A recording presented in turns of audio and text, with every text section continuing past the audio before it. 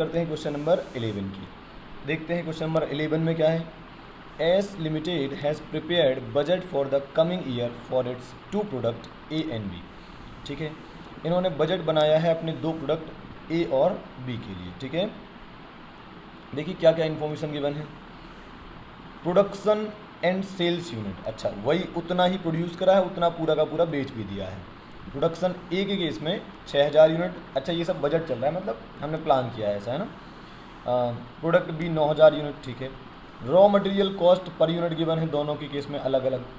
Direct labour cost per unit given है, variable overhead per unit, fixed overhead per unit and selling price per unit. ठीक है, आगे क्या है। After some marketing effort, ठीक है, हम थोड़ा सा मार्केटिंग करेंगे। The sales quantity of the product A and B can be increased by 1500 units and 500 unit respectively. क्या मतलब हुआ इसका। इसका मतलब ये हुआ कि जो ए की यूनिट है वो 1500 से बढ़ जाएंगी। अगर हम एडवर्टीजमेंट करेंगे तो ए की यूनिट 1500 से बढ़ जाएंगी।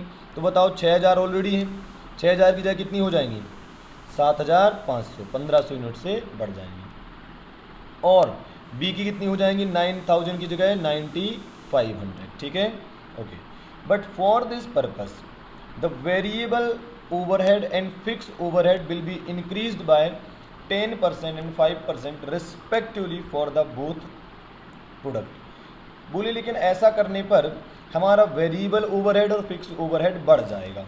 ध्यान से बेटा, बच्चे यहाँ गलती करते हैं, उन्होंने केवल वेरिएबल ओवरहेड बोला है और कई बच्चे क्या करते हैं, वेरिएबल ओवरहेड बोला तो उन्होंने क्या मान लिया, बोले वेरिएबल कॉस्ट बढ़ानी है। गलत, केवल वेरिएबल ओवरहेड। और वेरिएबल ओवरहेड कहाँ गिवन है, ये रहा हमारा वेरिएबल ओवरहेड, केवल इसे बढ़ाना है। समझ रहे हैं बात को। और दूसरा बढ़ाना है क्या, फिक्स ओवरहेड। इसका मतलब मटेरियल, लेबर और कोई कॉस्ट में कोई फर्क नहीं पड़ेगा। ठीक बात है। तो नई वाली यूनिट्स आपको पता चल गई, ए की 7500 यूनिट, बी की 9500 यूनिट। ठीक है, और वेरिएबल ओवरहेड बढ़ाना है 10% से, तो देखो 12 प्लस 10% कर देना। ठीक है, और इधर 6 प्लस 10% कर देना। ठीक है, और फिक्स ओवरहेड में क्या करना, पहले फिक्स कॉस्ट निकाल लेना और फिर उसमें 5% बढ़ा देना। प्रोडक्ट ए के केस में भी यही करना है, प्रोडक्ट बी के केस में भी यही करना है। अब देखते हैं रिक्वायरमेंट क्या है। You are required to prepare a flexible budget. आपको फ्लेक्सिबल बजट बनाना है फॉर बोथ द प्रोडक्ट, दोनों प्रोडक्ट के लिए आपको बनाना है। कब, बिफोर मार्केटिंग एफर्ट्स और आफ्टर मार्केटिंग एफर्ट्स। ठीक है, तो एक काम करते हैं, सिंपल शब्दों में हमें दो बजट बनाने हैं। एक तो बिना कोई चेंज करे, मतलब ना तो यूनिट बढ़ाओ, ना वेरिएबल ओवरहेड बढ़ाओ, ना फिक्स ओवरहेड बढ़ाओ, कुछ मत करो, जो इन्फॉर्मेशन के बने बस उसी से बजट बना दो। ठीक है, और दूसरा क्या करना है, आपको चेंजेस करने के बाद फिर से बजट बनाना है।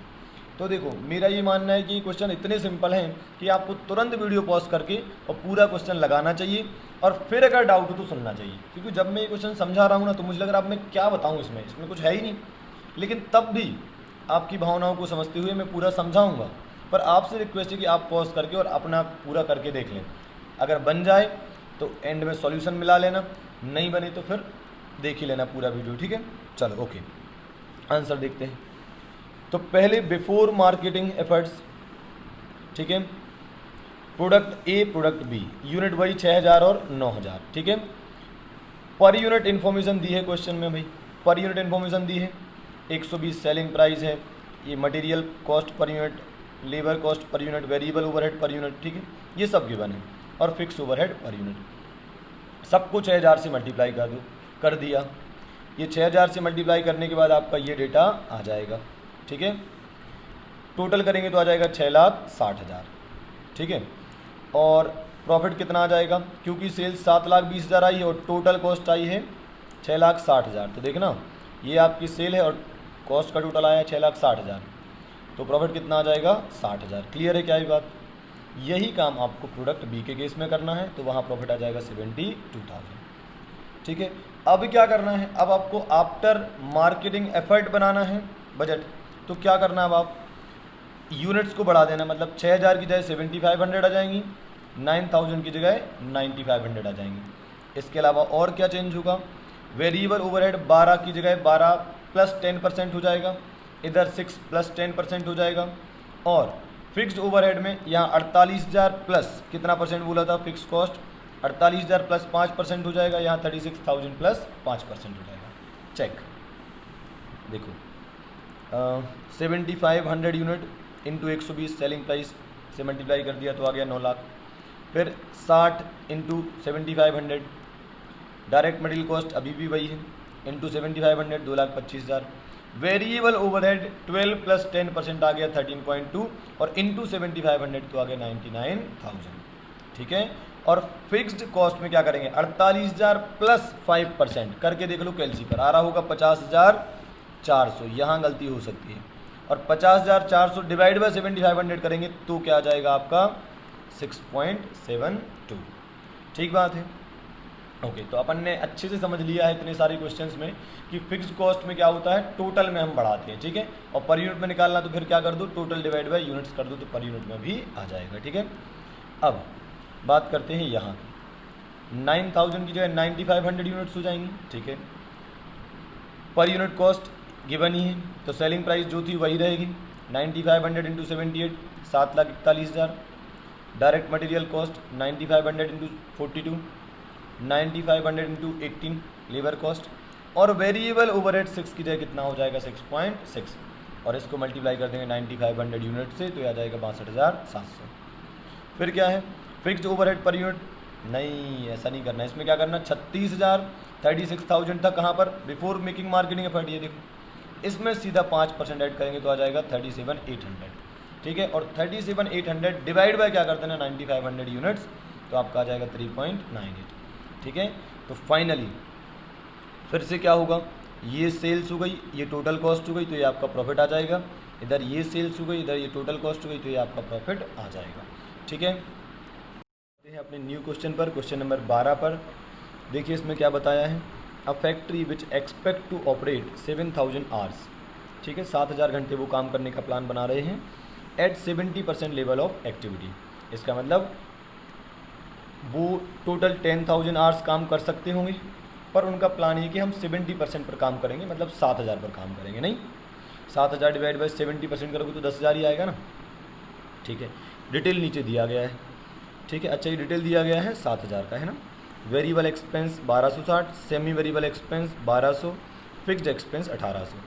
ठीक है, इनका कहना है कि जो सेमी वेरिएबल एक्सपेंस है ये रहे, the semi variable expenses go up by 10%, ये 10% से बढ़ जाएंगे। कौन से एक्सपेंस, सेमी वेरिएबल एक्सपेंस। कब, बिटवीन 85 एंड 95% एक्टिविटी।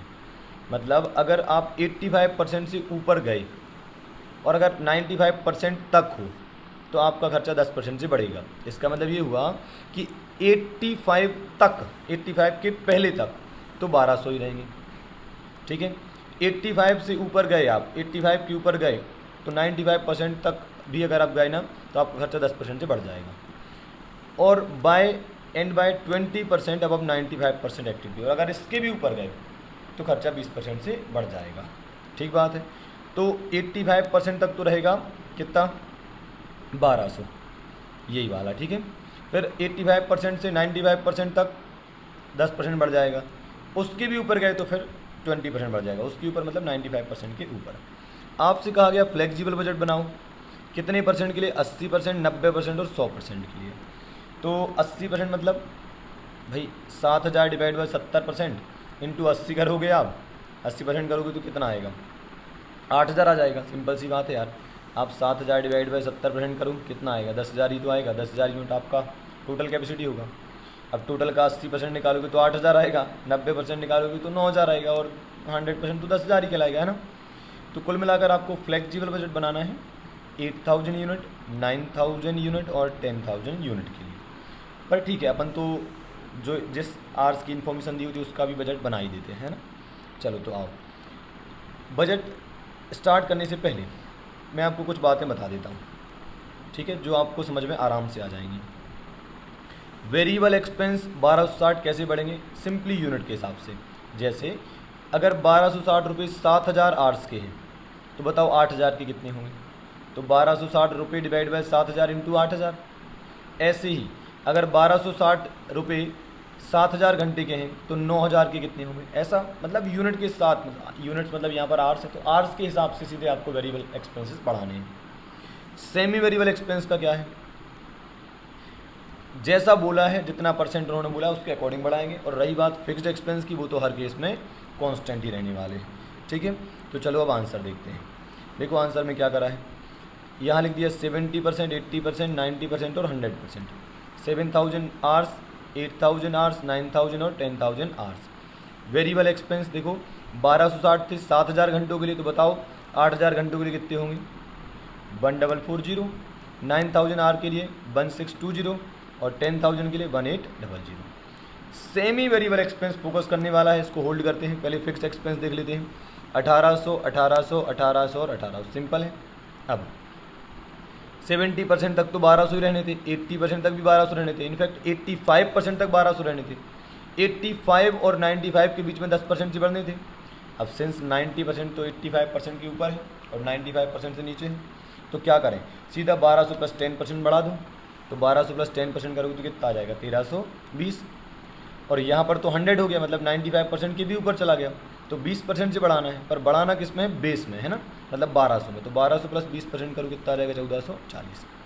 फाइनली आप क्या करना, टोटल कर देना सबका, तो आपका ये क्या बन जाएगा, बजट बन जाएगा। फिर और इन्होंने रिकवरी रेट भी निकाल दिया है। क्या करें इन्होंने, 4260 डिवाइड बाई 7000 घंटे, 4440 डिवाइड बाई 8000 घंटे, तो ये रेट भी इन्होंने निकाल दी। हालांकि ऐसा कुछ पूछा नहीं गया था, अदरवाइज इन्होंने कर दिया है ना। ठीक है, तो अब फिर से नए क्वेश्चन पर चलते हैं और अब हम बात करते हैं क्वेश्चन नंबर 13 की। ठीक है, बहुत सिंपल क्वेश्चन है। अभी बजट का सही लेवल नहीं आया है, अभी जो अपन आगे चल के करेंगे वो अच्छे लेवल के क्वेश्चन मिलेंगे। जो फ्लेक्सिबल बजट है वो थोड़ा सा आसान है ना, थोड़ा सा क्या, काफ़ी आसान। चलो खैर देखते हैं क्वेश्चन नंबर 13।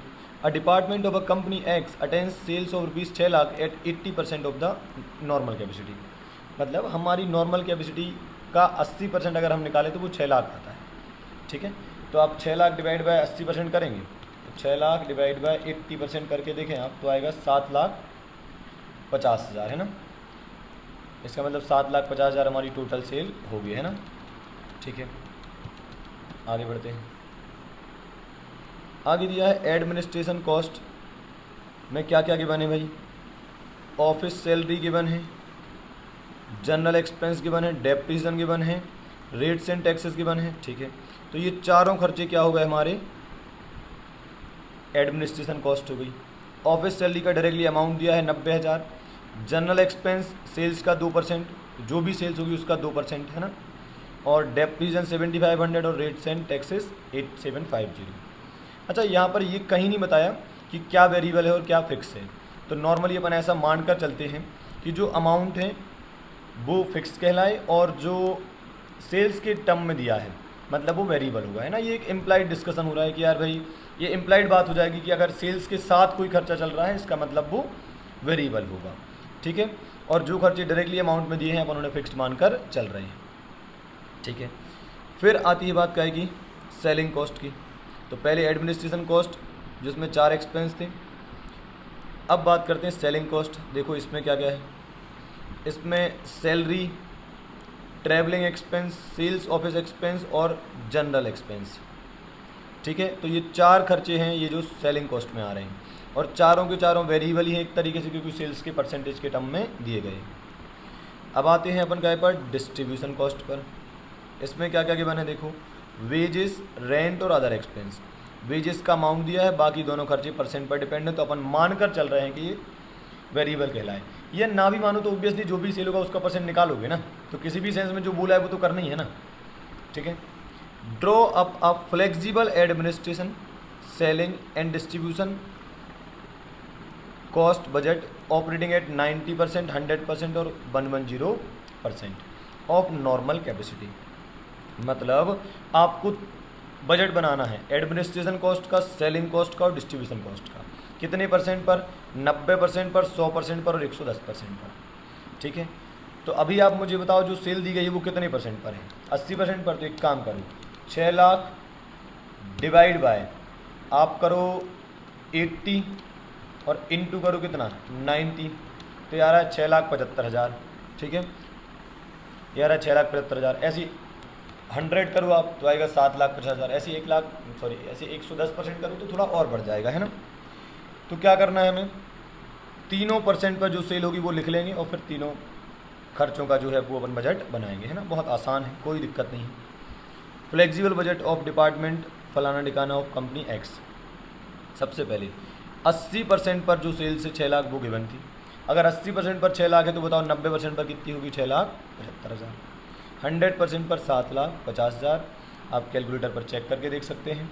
और 110% पर 8,25,000, ठीक है। तो आप सीधे 6 लाख डिवाइड बाई 80% इंटू 90% करेंगे तो भी वही आना है, या सीधा 6 लाख डिवाइड बाई 80 इंटू 90 कर दो तो भी आ जाएगा, है ना। चलो अब एडमिनिस्ट्रेशन कॉस्ट क्या क्या गिवन है। ऑफिस सैलरी जिसका अमाउंट गिवन था, चेक करो भाई, ऑफिस सैलरी का अमाउंट गिवन था 90,000, तो सब जगह हम 90,000 ही लेंगे, ठीक बात है। क्या बोलते हैं आप, 90,000 90,000 90,000 और 90,000। और बाकी जो जनरल एक्सपेंस थे वो सेल पर डिपेंड थे।